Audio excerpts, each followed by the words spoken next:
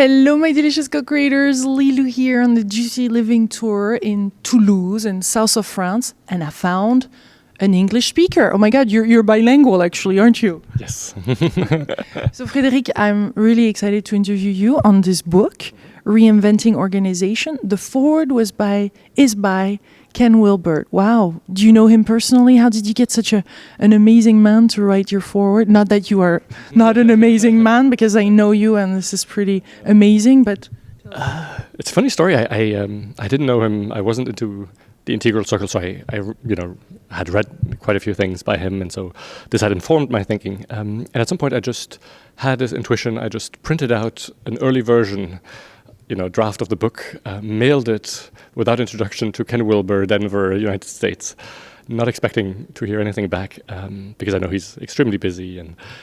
And a week later, I got such a long email where he was just super enthusiastic, and he just said, "Hey, Frederic, would you be interested? I really want to write a foreword for it." And I was like, "Yes, Ken." So I wasn't even asking. I hadn't even thought he would write a foreword for it. So what does it represent for you? What does Ken Wilbert represent for you? Why does it mean so much to have this foreword by him? I think he's really a person that has put a framework, around everything that's unfolding. And so for people like me, who like to think, have a structure to think what's, happening now. We were living in very, very confusing times. And so bringing that amount of clarity that he brings, I think is fantastic. How do you see it? Because right now we're in the heart of the heart, so we have to go towards what do you see? Here you speak of the organization, the school, the non-profit organizations, the companies, the hospitals. But what is for you in general the big picture? What is happening right now in the world? What is the change that needs to happen? What is the big picture? Yeah. So, I believe, and Wilbur believes, a great number of people believe that we're really living a change of consciousness, right? And when we say that, it sounds very grand, it sounds like wishful thinking, we're wishing for a new age. But when you look back in history, all the philosophers and psychologists and historians and anthropologists agree basically on the big shifts in human history. And in human history doesn't evolve linearly. For a long time it's stable, and then suddenly, we swift to just a new stage. And so what's happening now isn't that fantastic. It's kind of the seventh or the eighth time it has happened in human history. But of course, while we're in it, it's of course a very, very confusing time. And what we know from such shifts that have happened in the past, that have been studied to a great degree, is that in these shifts everything changes. Right, so our technology changes, our ways of governing ourselves changes, our economic basis changes, and one thing that has been mostly overlooked in all of that research is that the way we collaborate, basically the organizations, the way we think about organizations, the way we structure organizations, the practices and processes that we have, get fundamentally reinvented at every stage too. And so I think the fact that so many people feel today that the way we are in organizations, the way we run organizations, has reached its limits, is kind of out of date.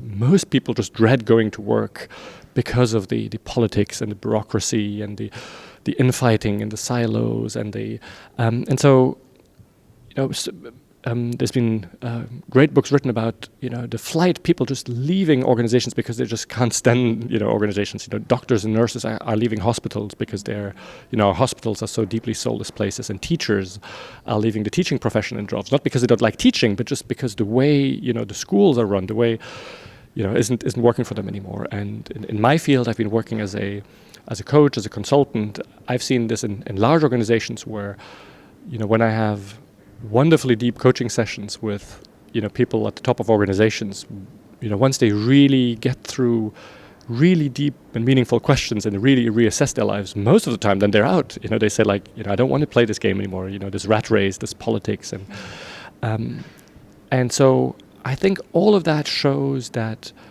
we're at the end of one of these eras, and one of these, everything that we're taught in business school, the way we have to run our organizations with a tight pyramid and staff functions and all sorts of budgets and targets and control mechanisms and incentive systems, all of that just feels out of date, that it feels incompatible with something that is emerging, some of our deeper longings of our hearts, of our soul. We can be so much more than just people running after budgets, targets, incentives. And you discovered that too when you were in McKenzie. You worked for McKenzie, huh? For many years. Yeah, I worked for McKenzie for many years, and in many ways, it's an organization that offers more freedom than most organizations because, anyway, it's a too long discussion because it's a global partnership, etc. But I've been working for a lot of big banks and pharma companies, and just seeing how basically the system makes having fun so difficult in these organizations. Expressing your talents and so what I've been researching is organizational founders or people who at some point took over existing organizations, who had done a fair bit of personal or spiritual journey, and who from that new perspective found that this way of managing organizations just didn't make any sense to them. They didn't want to be the CEO at the top of the pyramid that everybody make all the decisions that everybody sucks up to, that where they never hear really the truth because everybody is afraid, and it's hypocrisy and just the relationships getting so shallow at that level, and so they didn't want any of that, and then they went into a mad rush of experimentation. It's easy to say what you don't want, but it's very difficult to say, okay, but what do we put instead? If let's say you say, I don't want a pyramid, I don't want hierarchy, but what then? How do I just prevent chaos?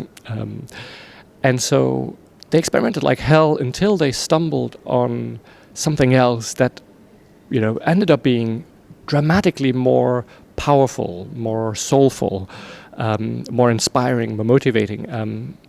And what then got me really excited was when I saw that I found a number of these organizations, some in Europe, some in the US, in very different domains, industries, some factories, some schools, some hospitals, some nonprofits.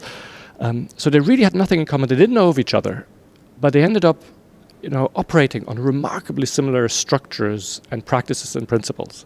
And that got me really excited because I really felt that we're touching here on the emergence of the organizational model, if you want to call it that way, of this new consciousness that is just emerging. So you're seeing organizations, schools, etc., companies all around the world regarding their culture, regarding their religious background, etc. So things happening in some different areas of the earth, but they were so similar. Yeah, exactly, right? And seriously, I mean, if you take a school or you take a factory, or you take hospitals, or you take retailers, I mean, you're not expecting to find similar things. But just as today there's a sort of monopoly in the way we manage organizations, right, which is what we're being taught in business schools, right, which applies to all organizations. Well, in that way, same way, probably there's something new emerging that is coherent and consistent, and that works independent of the culture or right.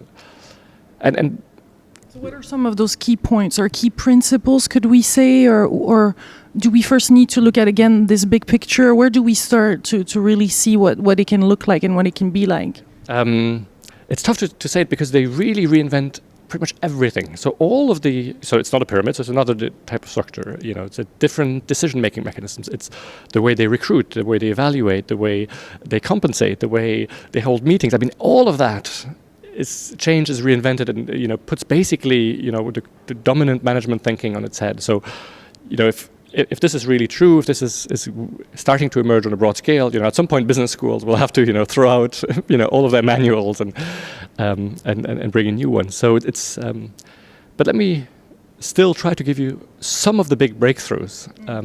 Just for example, decision making. Yeah. So one of the extraordinary breakthroughs that some of these organizations have brought is that they operate at large scale. So most of these organizations have several hundred, most of them even have several thousand people that I looked at. And they operate entirely without, a power hierarchy. So there's no more boss-subordinate relationship. So no one is the boss of anyone else, which sounds mad when you think about, how can you ever run, an organization of 20 people, but let alone, 20,000 people without hierarchy. And they found very, very practical ways that end up being vastly more productive than the classical pyramid, because it just sets so many energies free. And so the decision-making mechanism behind that is really the breakthrough. So we often think that decision-making can be done in only two ways. Either it's hierarchical decision-making, so top-down, the boss decides. We might not like what the boss says, but at least the decision is made and we can go forward. Or it's some sort of consensus where everybody has something to say.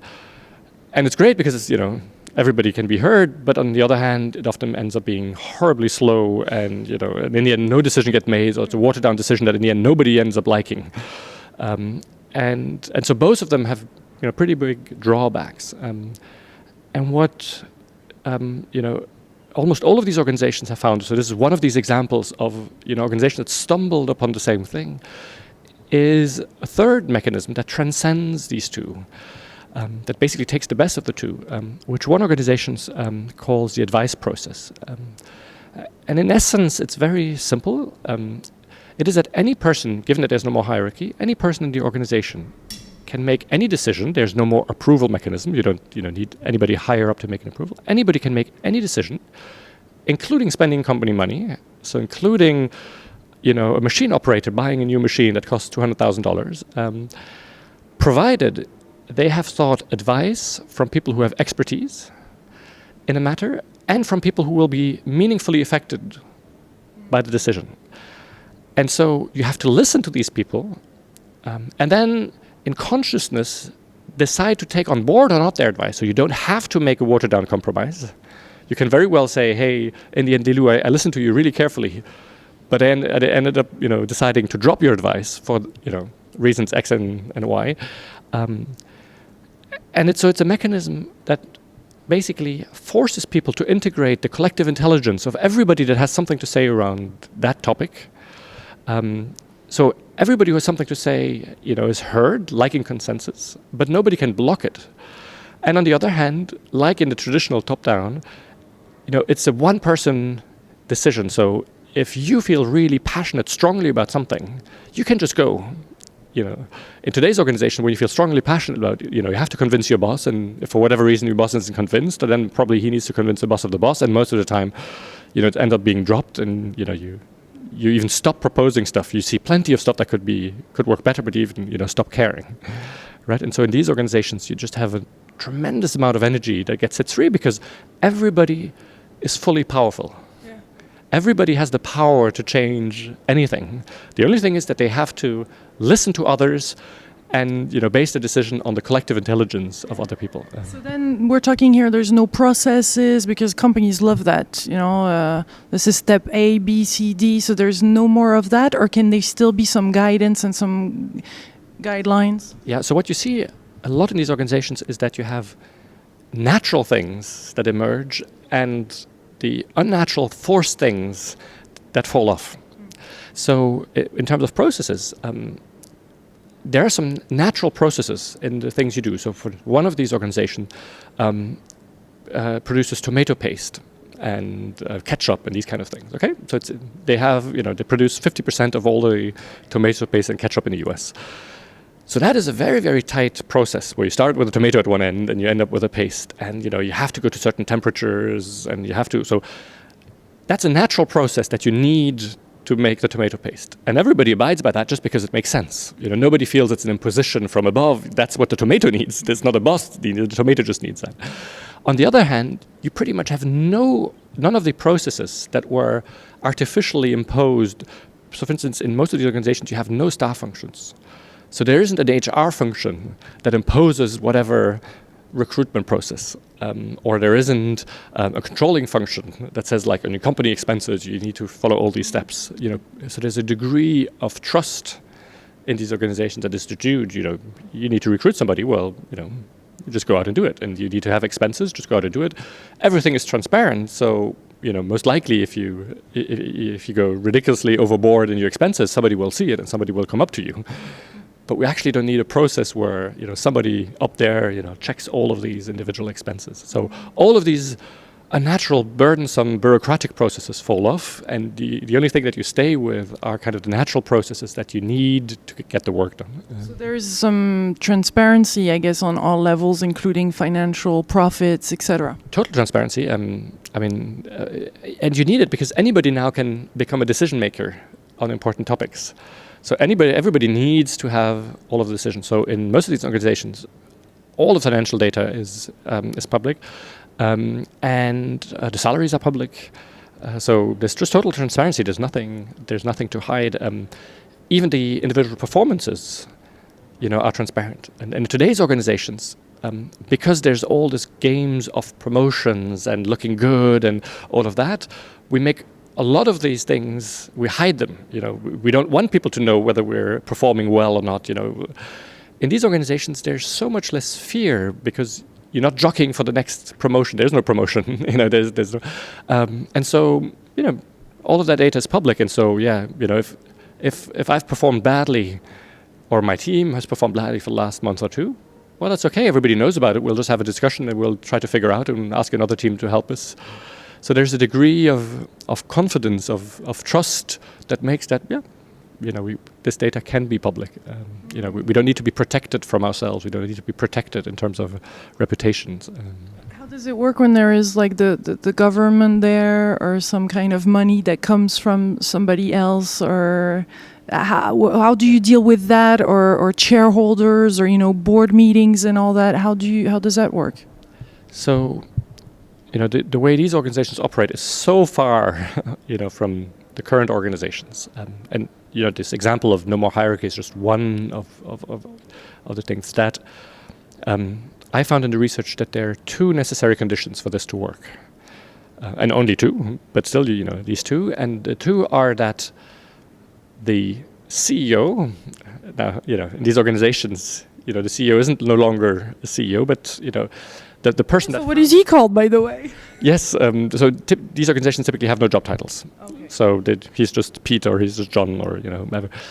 But so the person that founded the organization, or the person that at some point took over an existing organization and transformed it in this way, needs to see the world in this way, needs to be aligned with this, needs to really want this, right? So which is tough luck for middle managers, who see this and say, yes, we should operate this way. But if your CEO doesn't see it that way, there's very few chances. You need somebody who's willing to give up a great amount of power, because suddenly the CEO has to play by the same rules. He has to ask for advice. He can't make any unilateral decisions. He is no different than anybody else.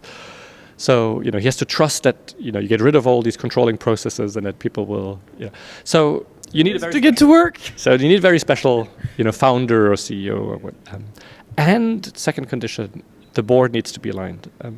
And so in the research, there are examples of two companies who have operated for a long time, for 30 years, along these radical principles. But the board, Who? But the board wasn't aligned. They were for a while, and at some point they got so scared that they imposed, controlling mechanisms, and the founder tried to fight it. At some point, they just got rid of the founder. Just said, "You're out. We'll put in place a good old traditional CEO who will put in place a pyramid." And so most of these organizations are privately funded. And there's one example of an organization that is still public that operates in that way. And we've had very good discussions. They didn't even realize to what extent they're vulnerable, and they should probably look very carefully at their board composition. Because for the moment everything is going well, but if one day they hit a crisis, it's very likely that the board will say, "Hey, let's go back to good old trusted, mechanisms." This is truly exciting. I mean, I could just see names of companies pop in my mind, and I really hope so. So this is kind of could we say, so there's no more. Everybody is a leader then, right? So it's not such it's all of us. It's beautiful. I mean, it's quite mind-boggling when we hear that, because what are some of the other components or things that need to happen? Or so there's a number of other breakthroughs. One of them, I think this is mind-boggling. So I'm going to try to put it well. Which is, in today's world, we think about leadership. You're talking just about leadership as, a good leader sets out a vision, and then he sets out a strategy, and then some sort of execution, a 3-year plan, 1-year plan, and to get to that strategy, right? And that's what all good organizations are supposed to do. And that made total sense to me until I started this research, right? And the founders or leaders of these organizations say, bullshit. They say, that makes sense if you think that the organization is an inanimate structure. If the organization is like a ship, a ship doesn't move by itself. Then it needs a captain that says, chart a course, we go this direction. I've seen the future, we should go in this direction. And then you set a strategy, and then you set the sails, and the ship moves in that direction. But they say, we don't believe organizations are these inanimate things. For us, organizations are living entities that have a sense of direction of their own, that have a creative spark, that have a purpose of their own, that have something to manifest in the unfolding of the universe. And so they have their own energy. And so instead of me just arbitrarily saying, I look into the future and I say, this is the way we need to go, actually what I will do, what we all need to do in this organization, is listen to where does this organization want to go? Where is this organization called to go? And then we'll just dance with it. We'll just align. And if the organization wants to go in this direction, it would be totally, stupid of me to say, let's go in that direction, because we'll just all, How do you not let the ego, the human ego, kind of get in there and see bigger, better, juicier options? That's a difficult one, right? That's why you need at least, at the beginning, this one leader, this one founder, or this one CEO who is a pretty egoless guy. Right? I don't know if I can give you one example. There's a beautiful organization in the Netherlands, 7,500 neighborhood nurses that work in small teams to care for the old and the sick in their homes, so not in hospitals. Extraordinary organization. They grew from 10 people in 2007 to 7,500 now. They have 75% of market share. They're so fantastic that all of the neighborhood nurses in the Netherlands are deserting their traditional employers to go and work there. Right? And so they all work in these small teams of 10 people, self-managing, no boss in these small teams. There's no regional managers above them. Extraordinarily productive. And so all of these teams constantly come up with innovations. And sometimes the innovations are so big that they set the whole organization potentially on a new course. And so, for instance, one of them, the team said, hey, we should do something around prevention. These old people often fall down and they break their hips or their knees, and they can have surgery, but they probably will never lead quite such an autonomous life again. We should do something. And so they didn't need approval from anybody else. They got some physiotherapists, etc., to teach these old people how to prevent from falling. They rearranged their homes, and it was highly successful. And so they went to see the founder, the CEO, except that he has no more CEO powers, but a guy called Jos de Blok, extraordinary, pretty egoless guy. And they went to see him and said, isn't it fantastic? Shouldn't we do this everywhere? And had he been a traditional CEO, he would say, oh, yes, that's for me, strategy. Does prevention now become part of a strategy? Is that our next growth frontier? And he would have put some smart heads together. They would have figured it out, and then they would have made a big national plan. They would probably made in collaboration with the Dutch Society of Physiotherapists or something. And then he would have made a budget available for that, and then he would have made a rollout plan. How do we get our 700 teams in the Netherlands to all do this? But that's the good old top-down. I know, I've seen the future. The future is yes, we do this. And he, in humility, just told that team and says, sounds great to me, but I have no clue whether this is what we're supposed to do. Why don't you, they have a very good internal social network, why don't you just share your experience with all the other teams, and we'll see if it catches on. Like an ecosystem in nature, at the frontiers, there's innovations happening everywhere, and innovations that are that work just spread like a wildfire. And all the other ones just fold, they've tried, but it hasn't worked. And this is what happened here. So these teams, brought the other teams were super excited. So they just packaged all of their learning and said, here's basically the manual if you want to apply it. And then some other teams said, yes, but we don't like to learn the manuals. Can't you do a training? Okay, so we'll do weekend trainings.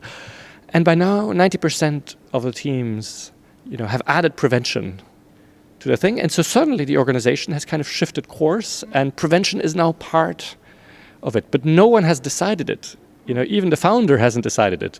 It was obviously something, that the energy was there for this organization to go in this way. And the other 10% that haven't yet adopted it, nobody forces them. Because, if for some reason they don't feel called to do that, forcing it on them, wouldn't anyway result in something meaningful.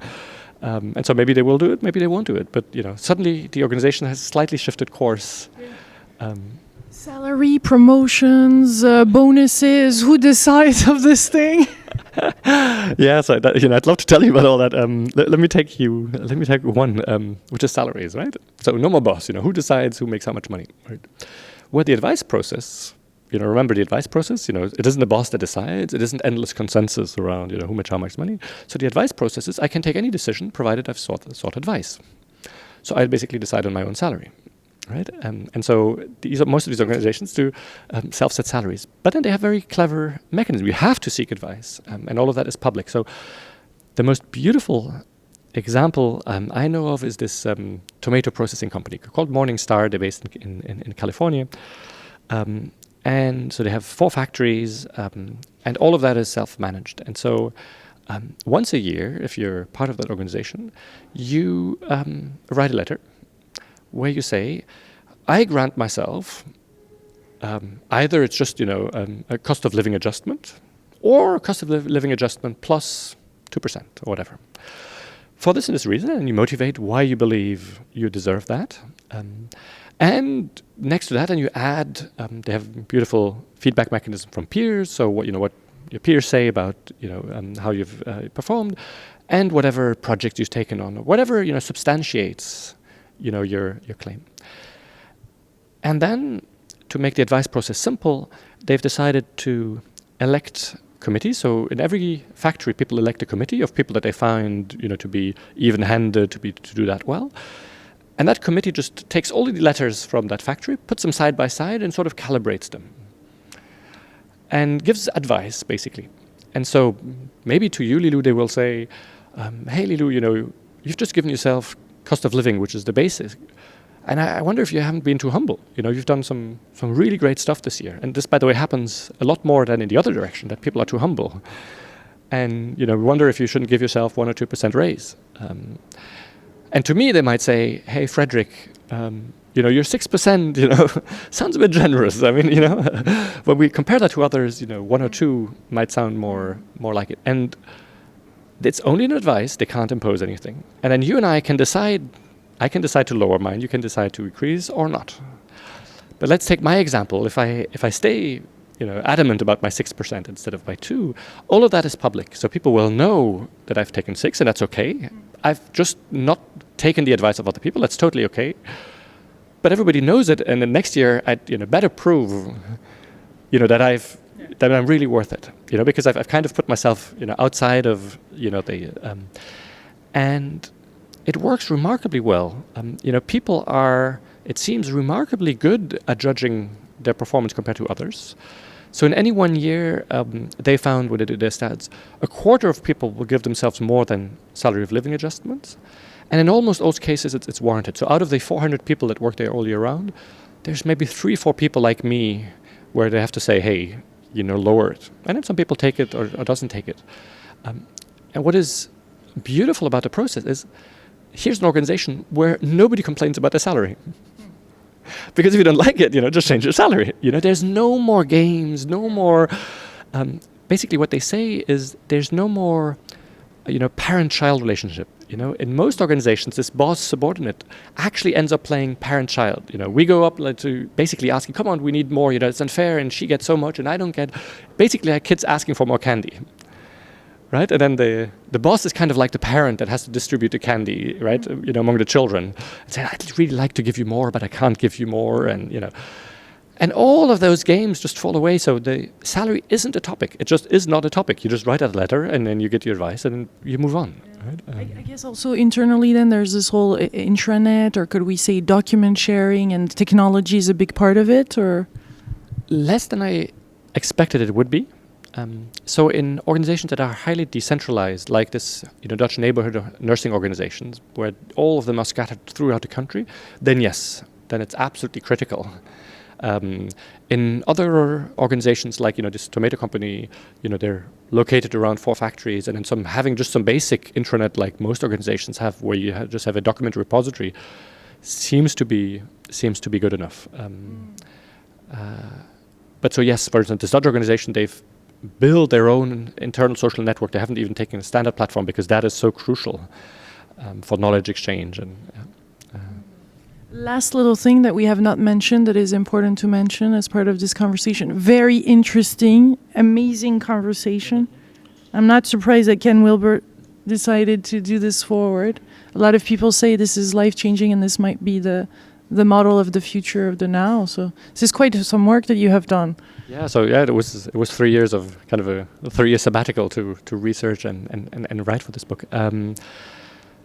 There's so much more to say. I think mostly the biggest thing is if this resonates with you, and if you're in any position in the organization to change that, then by any means, check it out and try it. I mean, we're at this phase where so much becomes possible.